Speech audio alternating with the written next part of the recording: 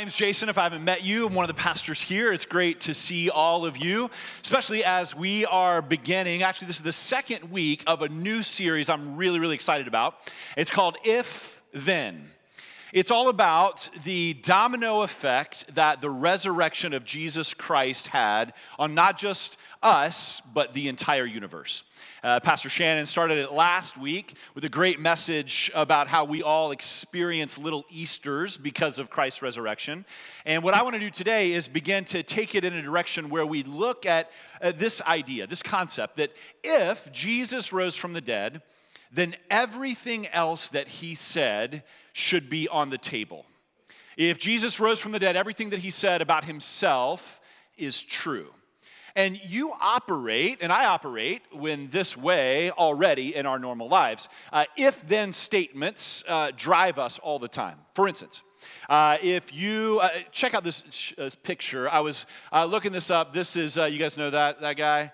Bill Gates, kind of famous. He's talking about coding for dummies here. And so I'm watching this video, because I fall into that category, about how to code. And it's built on these if-then statements.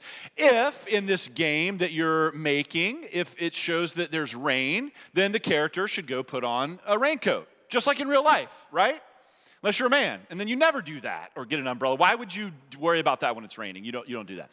But there's all kinds of codes that are built on if-then. Here's one. This is for free if you're still on the market, like if you're still dating and stuff, and you go out with somebody. Say you're in that restaurant. It's a great place, but the guy's really rude to the server. If they're rude, then you should break up with them.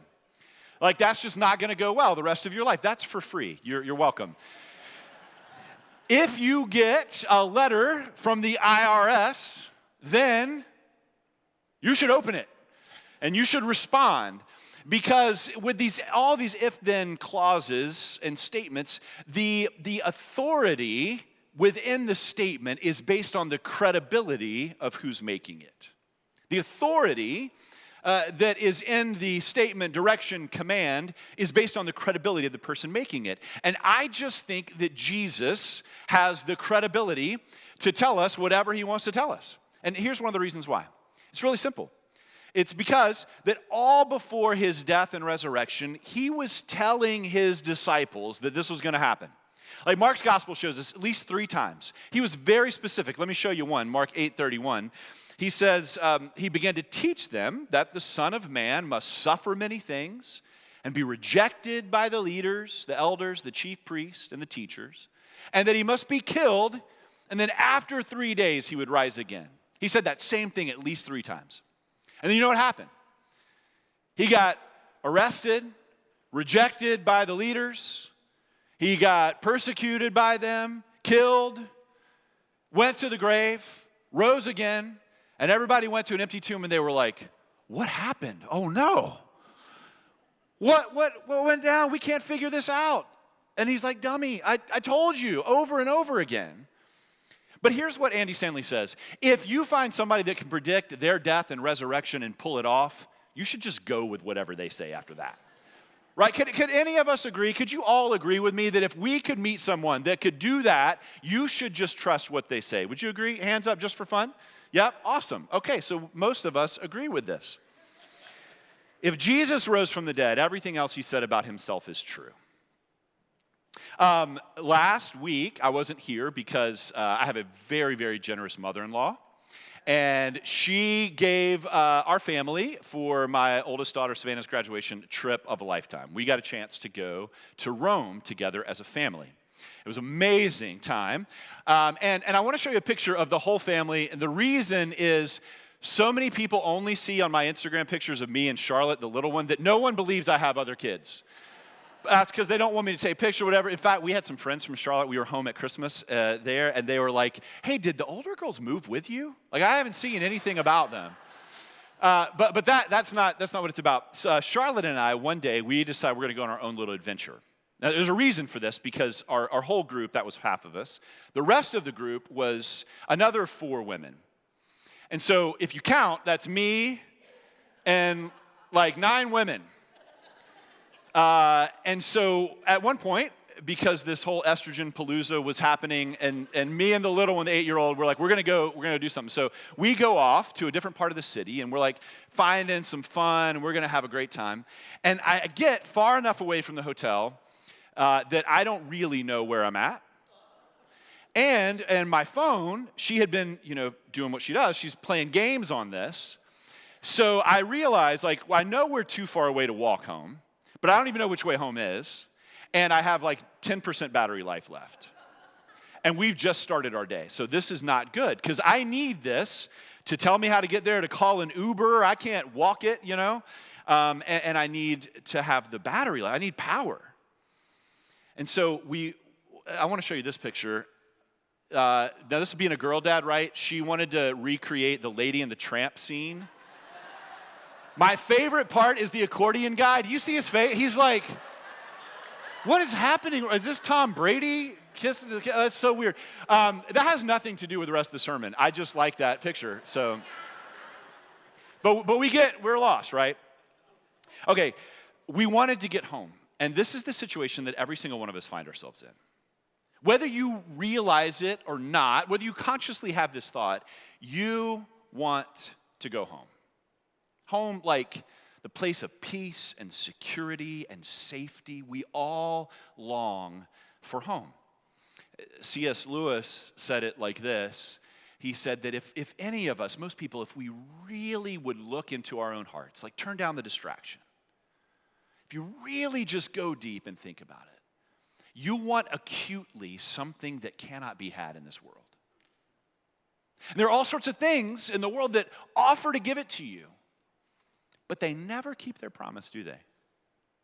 So he says, if then I find in myself a desire which no experience in this world can satisfy, then the most probable explanation is that I was made for another world. That is us. We want to go home. That's the story of our separation from God, that He created us to be in that communion and relationship with Him, and we got it all messed up, and now we're lost. And we don't have much battery life left, and we don't know which way is home, and we don't know how to get there, and we don't have the power, and we are lost. This is what the disciples were too, right before Jesus went to the cross. In John 14, He's got them all gathered up, and He's talking about, one more time, guys, I'm going to die, and then I'm going to be raised, and then I'm going to go back to the Father. But it's okay, because I'm going to take you there too. Here's what He said, John 14:1. He says, but don't let your heart be troubled. You're going to feel this, but don't let it. Don't be troubled. Because you believe in God, so believe also in me. My Father's house has many rooms. If that weren't so, would I have told you that I'm going there to prepare a place for you? Would I have lied? Have I ever done that with you yet? And if I go and prepare a place for you, I will come back, and I will take you to be with me, so that you may be where I am, home. You know the way to the place where I'm going. And I love this. This is so honest about the Bible, and this one guy, Thomas, in particular, he's an interesting cat. He just always says whatever we're all thinking. And he goes, okay, Jesus, actually, we don't know where you're going. I don't even know what you're talking about right now. Like Brandon said, half the time you speak, it's like a riddle or I can't figure it out. I don't know where you're going. How in the world can I know the way? And then Jesus says one of the most familiar and profound and probably least understood verses in the Bible. He says, Thomas, I am the way, the truth, and the life. Nobody comes to the Father, nobody gets home except through me. And if you really know me, you'll know my Father, you'll know God as well. And from now on, you do know Him and you've seen Him. So I want to look at what Jesus had to say about Himself in this way. I want to just take that one verse, that He's the way, the truth, the life. And you may have heard this before, but I think if you'll listen with open heart and open ears today, that God has something that He wants to say to you specifically about what this means. So we're going to go through this. I'll make a couple of points and then give you an opportunity to respond. First, Jesus says, I am. That idea, I am, like we can just read right through that, but I am was a really powerful statement. When he says that, right off the bat, he's saying this is the reason for everything that I'm going to say that comes after. I am is, does anybody know this? It's the name for who? God. Whenever Moses was with God, the first time God came and said, hey, you're going to be my guy, you're going to lead everybody out, we're going, and Moses says, yeah, but what do I tell people that you're called? What's your name? And he says, my name is I am. I am. I have all being. I am what you need. I am everything. I am reality. I am. So Jesus, he would often say these statements, and we see them all over the Bible, especially in John, where he would say things like, I am the bread, I am the light, I am the life, I'm the resurrection, I am the shepherd, I am the gate, I'm the door, all kinds of I am. Every time he said that, everybody standing around would go, whoa, because they knew he was claiming equality with God. That's what that meant. I am equal to, I am God. And so everything that he says next is accomplished because he is I am. He says, I am the way. Notice he doesn't tell them, this is the way. Let me tell you the way to get home. Let me give you a map, some directions. He says, I am it. I am the way. This week, doing the research, I looked up the way. Way in Greek, do you know what it means? It means the way. I am the path. I am the method. I am the mode. I am I'm the way to get back to God. You want to go home, this is how you do it, through me. And then he makes that statement that really, I know some of us, you had to feel it. Even when I was reading this, and no one comes to the Father except through me, there's a little bit of us in 2023 that's like, ooh, really? Did we have to go there? Because the worst sin you can commit is the intolerance and exclusivity of saying there's just one way, right? I mean, I just committed it. Like, this is the worst thing you can do, is to say, nope, Jesus is it. Everything else is wrong. But Jesus said it, and remember, you raised your hands. The one who predicted his death and came back from it and did it, all that stuff, we go with what he says, so you're already in the boat. Sorry, I tricked you early on. We believe this, and he believed it. And when he said, I am the way, it was really important because what he was saying is, it's not religion. It's not your goodness. It's not your righteousness. It's not your way of thinking. It's none of those things that everybody thought it was. It's me. I am it. And for the Jews that were listening to this in particular, they really had trouble because they thought their way home was by doing all the stuff. And so even some of them who wanted to get away from doing all the stuff because all the rules and regulations like piled up and it was just too much, and they wanted to be able to find another way, they became fans of this Jesus. Like, he's doing miracles and he's like healing people and he's saying stuff, he's including us. They were real fans. And what Jesus is saying right here to them, he's saying to you and me today too, is I don't want fans. I want followers. The way that you get home is by following me.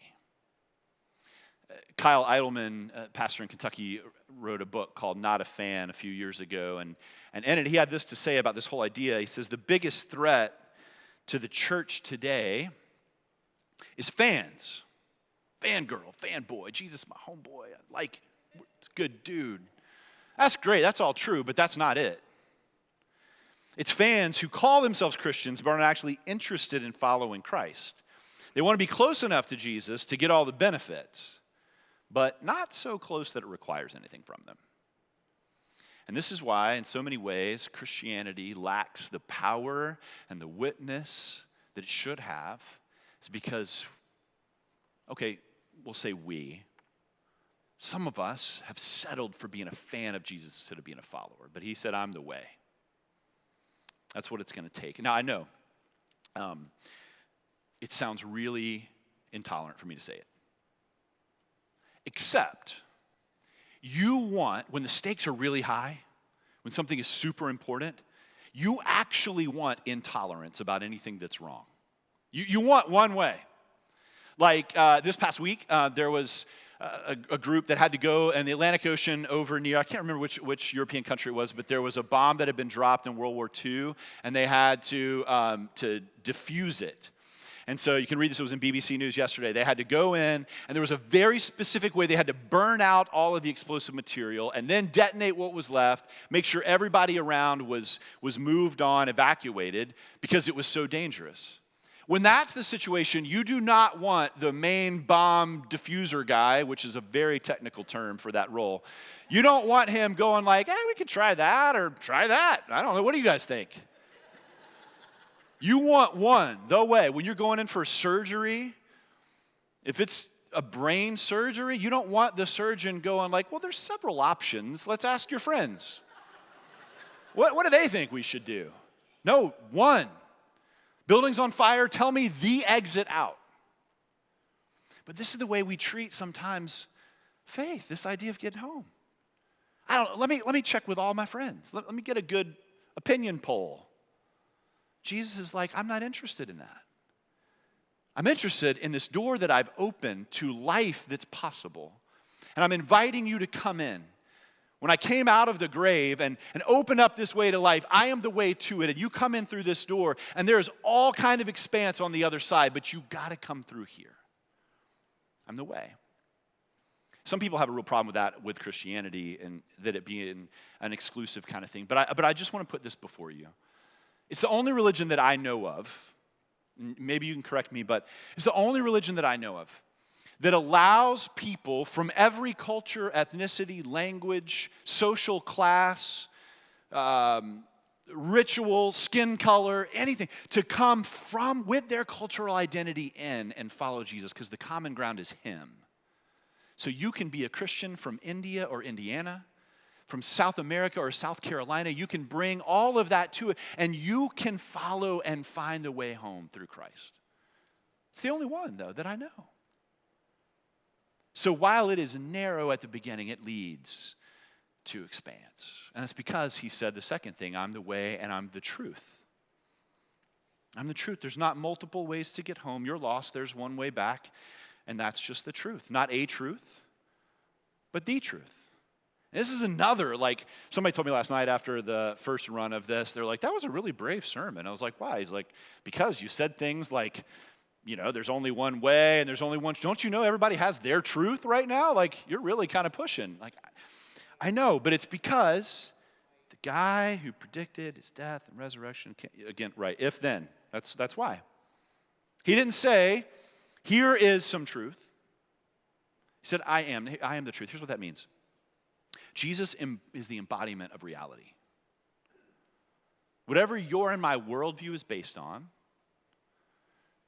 whatever we would use to determine what's right, wrong, good, bad, whatever, He is the standard, the template, the first, the last, the end. He's it. So what you and I have to do is we take our own worldviews and we put them up against Him. What He said, the way He lived, what He calls us to. And if it's off, we're wrong. Not Him. Even the parts that we don't like. And if you've read this for more than 5 minutes, there's stuff in here, well, this is the digital version, but there's stuff in the Bible that you don't like, I don't like. But that doesn't matter. He said, this is truth. I am that truth. It was funny, the religious leaders, the Jews of the time, they had this saying. They said that Moses and the law are truth. And it's partly true. Moses and the law were true, but they're not ultimate truth. So they would find themselves falling into a temptation that sometimes we do too. And this is why today's message is a big net for everybody. Wherever you are, you can find yourself caught in this one. And I can too. Because sometimes what we do then is we go to the Bible and we will make our journey home, our decision and our effort to try to find life, we'll make it about just follow the rules that's in here in the Bible. Just follow the rules. And what you find is that the law was always meant to just show us how dead we are. It's a brutal reality. Have any of you ever tried to live just a week of all the 10 Commandments, just keep them all? Have you ever tried? It's really frustrating. Like the first one out of the gate. Don't have anything else in priority above me. Dang it. Already got me, you know? Like, the law is not the truth. It points us to truth. In fact, Jesus said this. There's this great encounter right after he was risen. It's in Luke 24. He's like walking by these disciples, and he shows up next to them, and they have this conversation. You know, he's like, "What are you guys talking about?" And they go, "Are you the only person in Jerusalem that doesn't know this story? Like this guy that we thought was the guy, he was killed and he was raised again, and we don't know what's going on." And Jesus is thinking like, "I told you 3 times at least." And they don't recognize him. And then it says that he goes through, and from Moses, or in other words, Genesis, all the way through the prophets, he explained to them how it all pointed to him. This whole book, and we're going to talk about this more next week, the Bible, it's about Jesus. We find ourselves in this story. And that's the truth. It's not about you and me doing good at living out what it commands. It's finding Christ in it to help us, to live it through us. In fact, Jesus said this in John 5:39, talking to them, he said, "You study the scriptures diligently." Like you're really, and again, these were good people. Like these are the kind of people you want your daughter to marry, that you want to hire as your employee. They were good people. And he goes, you spend all your time reading these words, thinking that in them you have eternal life, that in them you can get home. And their very scriptures, they testify about me, but you refuse to come to me to have life. He's the truth. He's the way, he's the truth, and that leads us to the life. Every single one of us, tell me if you agree with this, we're all kind of somehow, consciously or subconsciously, we are looking for what you might call the good life, the beautiful life, the fulfilling life. Isn't that what you want? You order yourself around the good life, whatever your definition of that is. That's what we want. And it takes different forms. For some people, they're like superhuman almost. They think the good life is just a whole life of service. They pour themselves out for people, and that's great. And there are others who are like, nope, I'm going to do what most cultures and most time in the world has told me, and that is appease every desire I have and preserve myself as long as possible. That's the good life. Enjoy it and make it last. And after 9 or 10 decades, take the dirt nap and we're done. Right? And Jesus says that's one kind of life. In the Bible, in Greek, there are 2 words for life. One of them, you know, it's the word bio. And it means like your physical, biology. It's the amount of time that your blood is pumping still and you're breathing. It's bio-life. But there's another word, and it's Zoe. And if you have a kid or grandkid, niece named Zoe, it's such a great name. We should use it more. It's really, really good. It means life. It's the word that Jesus uses here. I am the way, the truth, and the Zoe. And that's different. And what it means is it's eternal, but it's more than that. It's not just everlasting or duration life. It's the life that we were meant to have. It's like peace and joy despite the consequences, and it's settled confidence that God is approving of us, and it's hope that doesn't get shaken easily, and it's everlasting. And Jesus says, that's what I am. And if you want it, you can have it. You just follow me. Connect to me.